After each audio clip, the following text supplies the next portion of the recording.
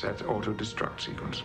It's the time allotted that concerns me. Recognize Picard, Jean-Luc, Captain. Recognize Riker, William T., Commander. Maximum warp.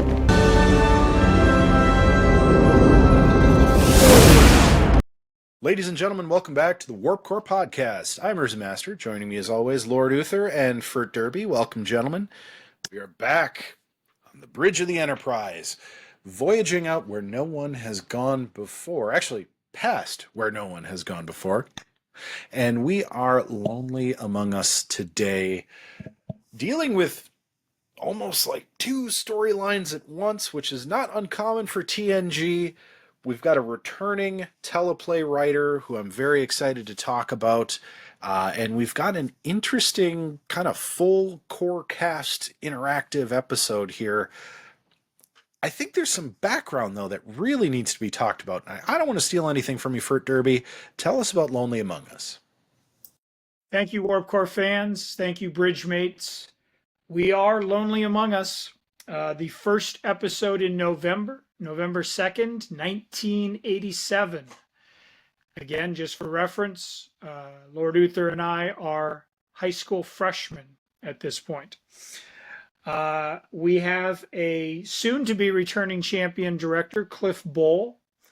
Mr. Bole ended up doing 25 Next Generation episodes as a director, 7 Deep Space Nine episodes, 10 Star Trek Voyager episodes, and 4 X-Files episodes. When you circle back to Rob Bowman, who will become a staple of both the X-Files and Next Generation, we are building a deep bench for Star Trek directors who will then go on to do even bigger and more challenging assignments. So Mr. Bole, this was his first. You'll see him plenty of times from here on out.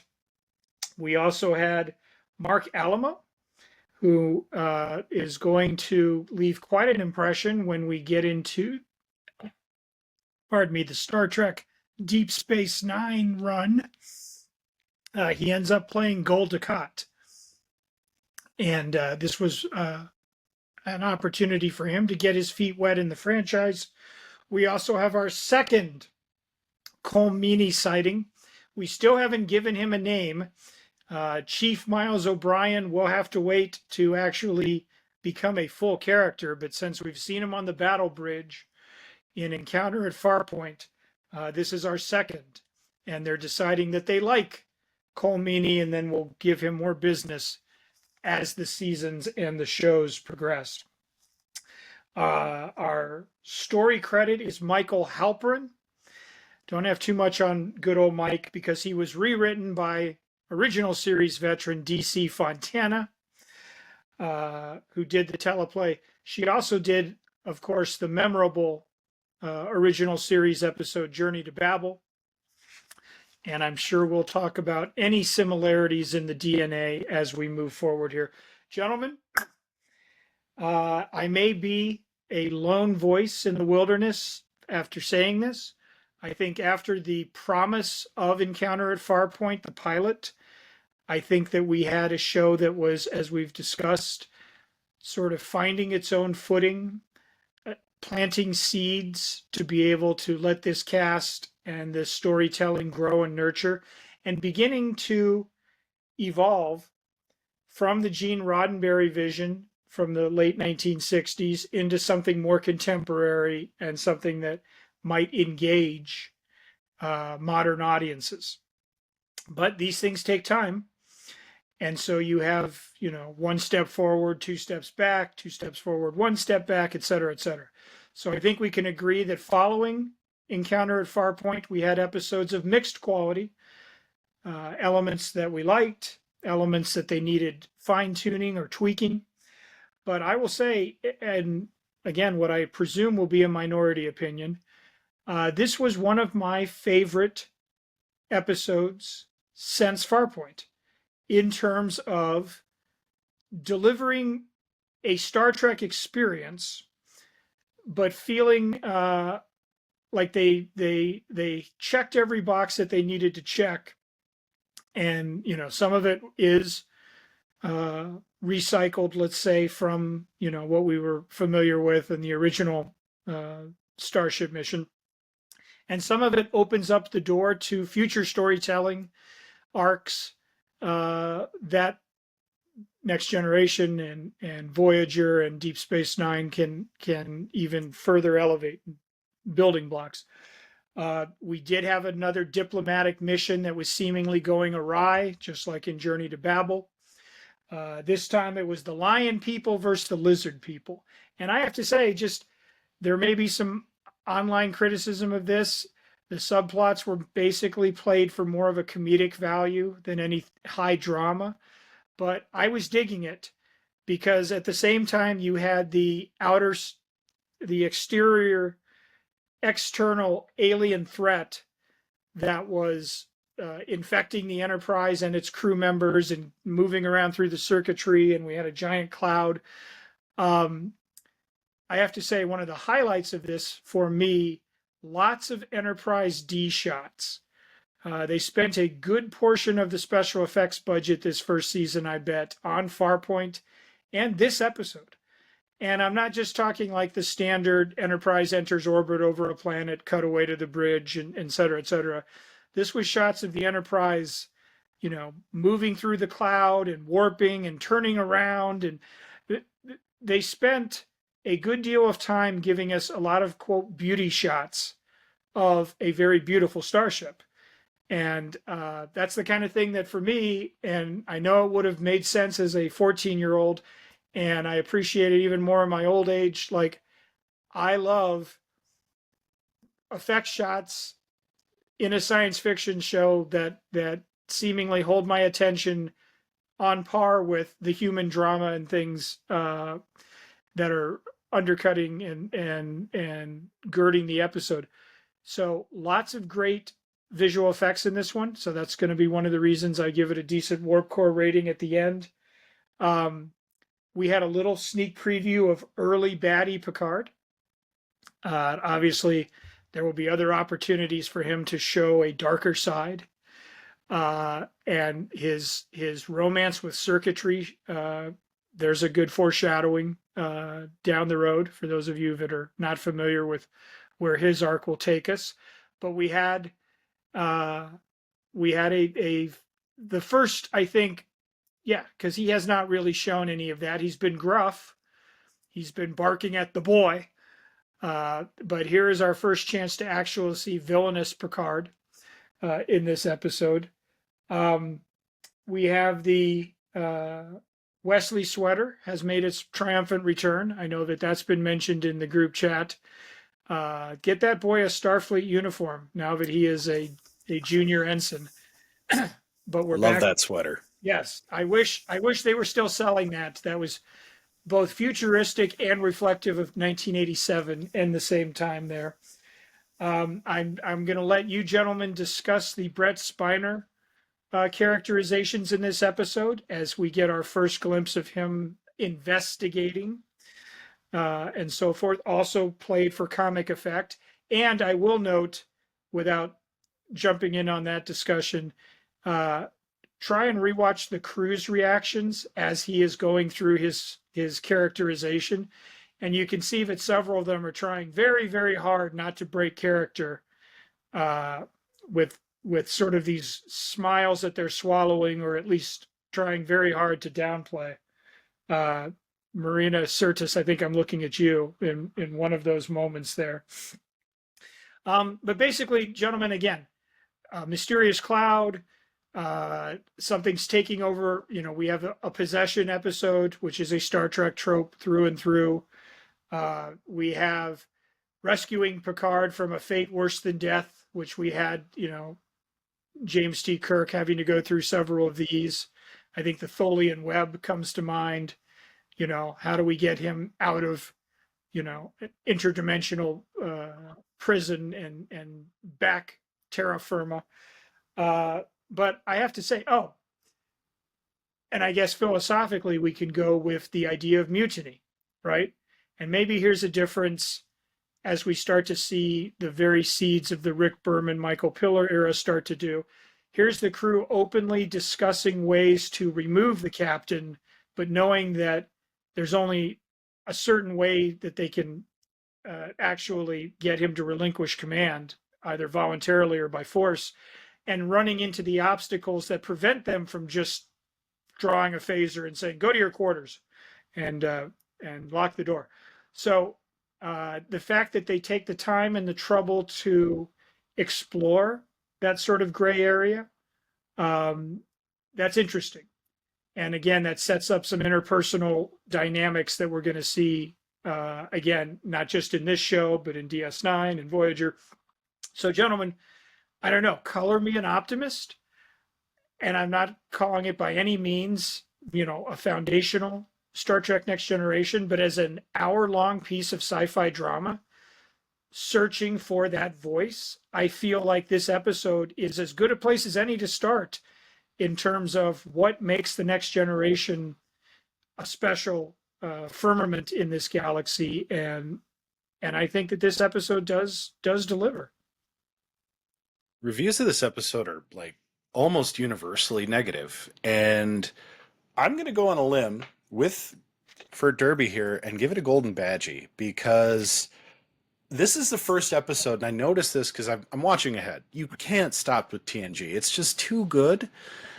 This is I think the episode that I would point to as being the turning point in season 1, where it no longer feels like they're trying to find themselves. Now, there are episodes where I agree, they kind of take steps back coming up, but this one is like, okay, this is why I'm watching TNG. Now, I won't say the writing's perfect. I think the aliens were a little goofy, but you think about what they are introducing here. The Sherlock Holmes thing is like far and away, if ever there was a recurring theme throughout all of TNG and Picard, it's Sherlock Holmes. And that's what most of the Star Trek stories end up being in the Berman universe, is Holmesian type, whodunits. As a matter of fact, you get a lot of holodeck Sherlock Holmes, and it's great. Data has his place. Worf has his place. Beverly Crusher has her place. Riker, absolutely fantastic in this episode, and Troy is really now finally fitting into that role. And one episode coming up also kind of moves her into that role quite firmly, where you start to get a little more of her character depth. And then you have the complexity of Picard, right? You get a little bit of his sort of goofiness. He gets to be a little goofy for the first time. You get where he can have a bit of a hard edge. And you also get sort of the classic, kind of very reserved, relegated to command function Picard on both sides of the episode. And I think, lest we forget Geordi, who's kind of stepping up his, shall we say, responsibilities among the crew. He's not just the pilot anymore. He's not just Sulu at the con. He's now running diagnostics, and some of the junior officers are learning, because guess who dies in this episode? The assistant chief engineer is just found dead all of a sudden. And you get some red herring that's obviously a red herring, but the crew doesn't know. You're brought along on a journey as a viewer for the first time in season 1. For the first time, you're brought along for something that you know what's going on. You can see it, but they are putting it together in front of you. So you get to see the journey and be in the journey, which is the beauty of Next Gen. TOS Trek, a little bit of that happens, but it's a lot less so. So this is the first really exciting sort of nouveau Star Trek episode that gives you some depth. And you get Colm Meaney, which is like, you should just know the episode's going to be good. Again, the weak point I would point out in this episode, it's not the writing, it's Tasha Yar.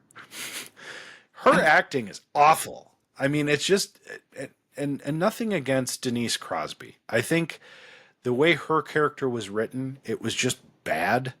And quite frankly, the whole, you're going to eat animals, real animals? I can't be a part of that. Shut up. Like, I'm sorry. I know the whole we don't enslave animals anymore for meat, but like for the security chief to be just aghast that a diplomat from a totally alien world, because those episodes are coming, a totally alien world would eat butcher and eat a live animal. Like, it's not a foreign concept. Even if in the future, and I hope someday we do get beyond that to this whole replicated thing where it's all just as well, but it's totally, does not impact sentient beings or animals. Great. I'm all for it. But come on. Like, we are never going to be so far gone that we can't even grasp that concept. And to think that she comes from a world that has like roving rape gangs, which are mentioned, by the way, by now. To think that that somehow is less shocking than, oh, we're going to butcher and eat this goat. Come on. I mean, just like, and she can't feign shock. She has a hard time acting these emotions because they are so flabbergastingly bad. That whole scene, I'm not going to say it ruins this episode, but it definitely makes it like not a perfect episode. If that is, for those negative reviewers out there, if that's your beef, I get it. I'm with you. If your beef is sort of the weird subplot that seems to be the main story here with the diplomats, I'm sorry, you just don't understand Next Gen.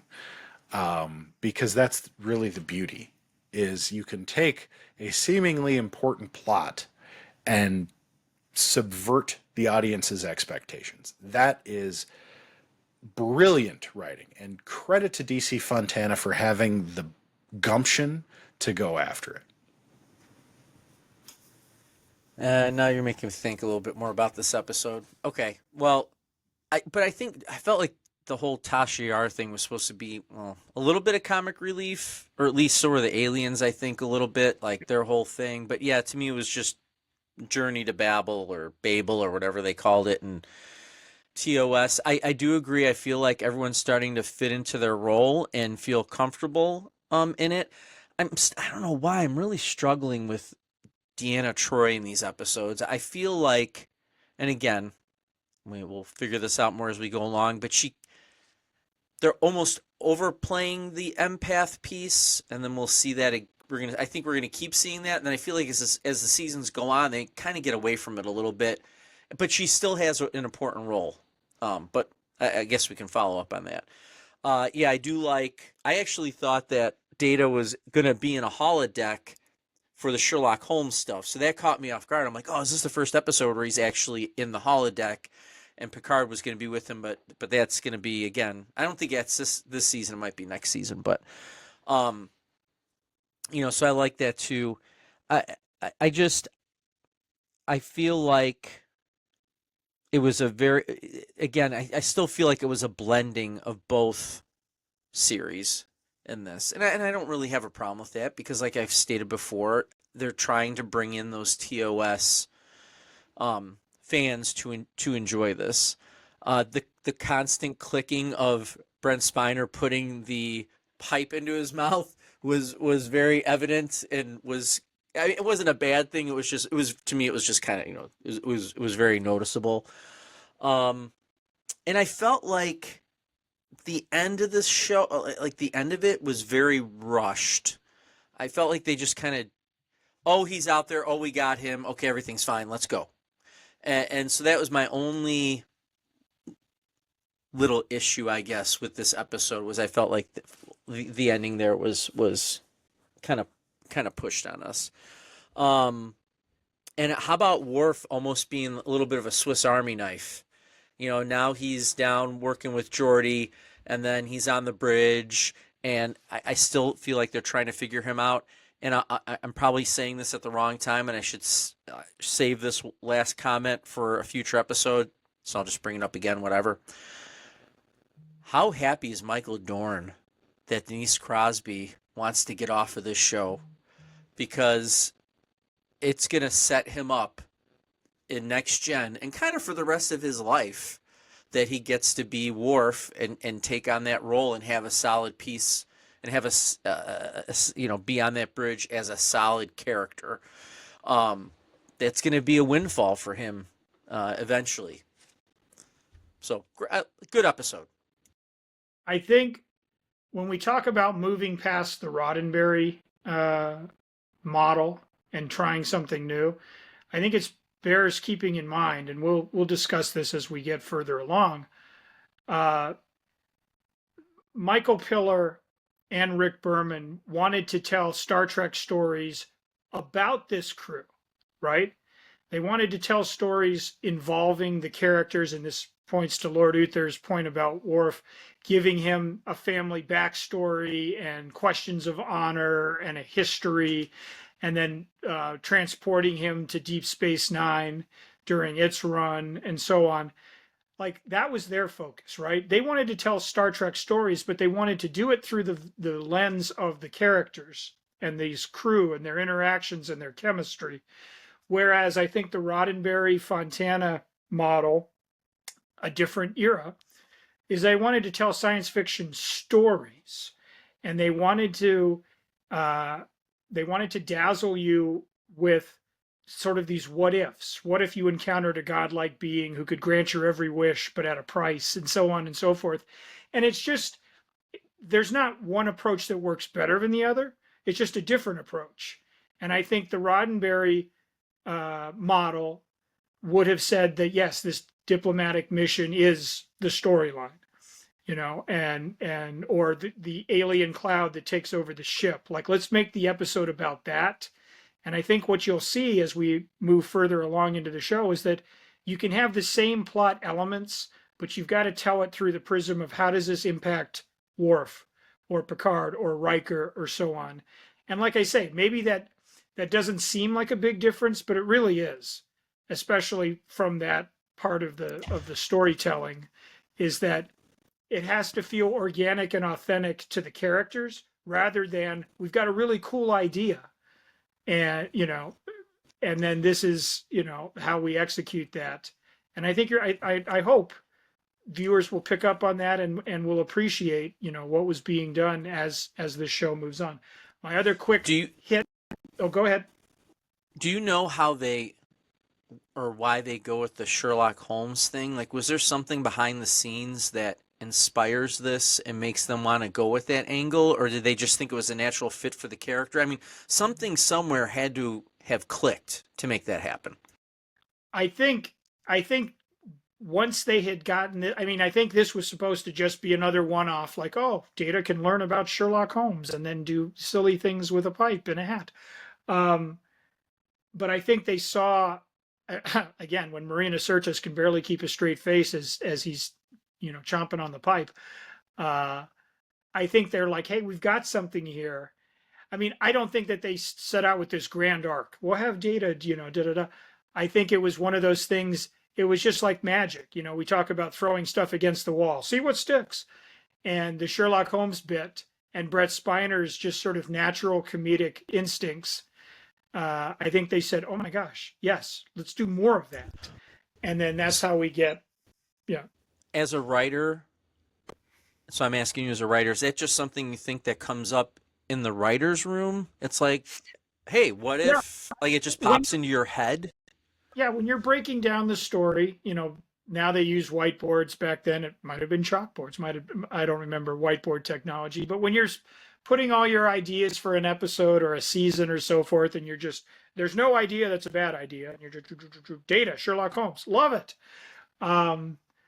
That's probably where that comes from.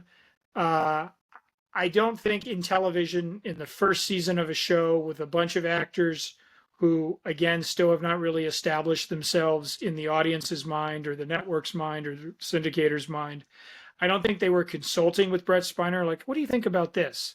I think he showed up on the set and read his pages like, oh, they got me playing Sherlock Holmes.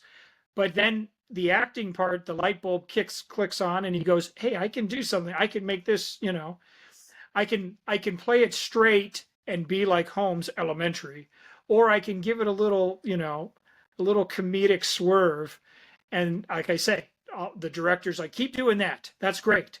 And the cast, as soon as they yell cut, are all bursting out into laughter, and Picard shaking his head, Patrick Stewart shaking his head and saying, "Oh, Spiner," Like, I think that's what it is. And you can feel that, right? It helps build that chemistry that we're so proud of. Real quick, the dress uniforms. I hope Starfleet gets an upgrade, because they literally were dresses, and I was not digging the full body shots when they met the delegations in the transporter room. So that was one thing. And Beverly Crusher, they actually point this out on online reviews. She never wore that medical headgear again, and that's a good thing, because that looked, although it may be recycled as Borg technology or something down the road, but that was pretty goofy, whatever she was doing to scan Worf or so forth. And I'm glad that they retired that one fairly quickly.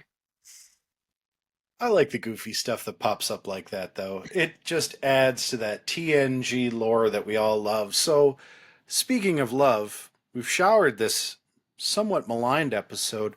Lord Uther, where does this fall on your warp core scale? I'm only gonna go 4.5. Again, just because I love all your guys' points, but I'm just seeing that rehash of TOS. But then again, we are just coming off of reviewing that entire series, so I admittedly am probably too close to that. Where in '87, if I was watching this as a 125-pound freshman, I was probably like, oh, this is pretty cool, and there's these aliens and things like that. I will say this, Worf needs to see a dentist after his scream of getting electrocuted there. But yeah, so I'm going to go 4.5. Good episode. Again, I felt like the end was kind of rushed. But I like where our crew is going here. How about you, Fert? I'm going to put 5 on it.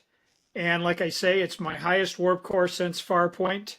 And again, I liked that they took the idea of getting rid of their captain seriously enough that we could be in on the thought process and the debate, and that it actually felt like, well, yes, we can all see that Picard is possessed and needs to be removed from command, but they're blocked.